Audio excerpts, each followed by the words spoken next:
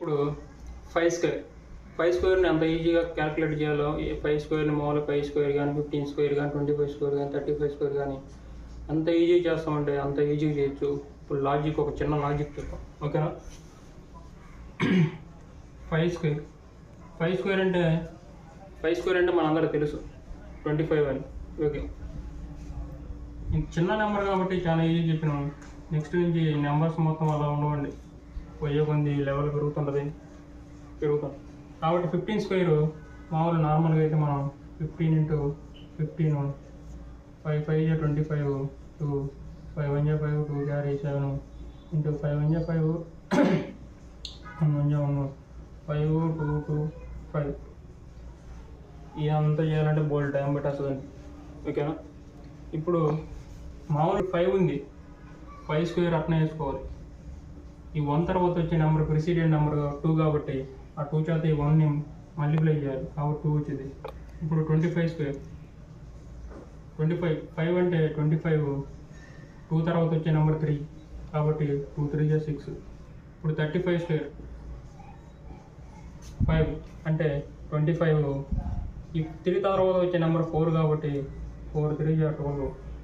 ఇప్పుడు 45 స్క్వేర్ 5 5 25, 5 తర్వాత వచ్చే నెంబర్ 5, 4 తర్వాత వచ్చే నెంబరు 5 కాబట్టి 5 4 20.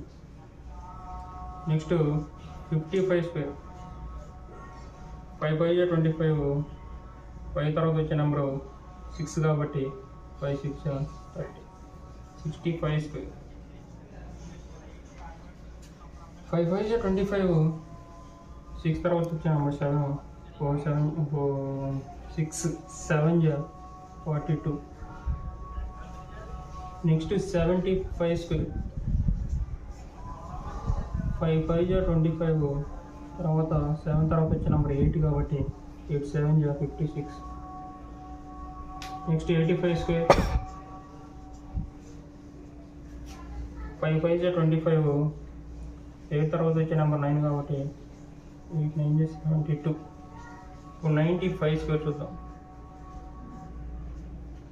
5 5 25, 9 తర్వాత వచ్చే నెంబర్ 10 కాబట్టి 90. ఇప్పుడు 105 స్క్వేర్ ఇలాగా ఎంత పెద్ద నెంబర్ ఏం చేయొచ్చు. ఒకవేళ 205, 305, 405 లేకపోతే 425 ఎంత పెద్ద నెంబర్ అయినా ఎంత ఈ షార్ట్కట్లో ఎంత ఈజీ చేయొచ్చు అంటే అంత ఈజీ చేయొచ్చు. ఇప్పుడు చూద్దాం. 5 ఉంది,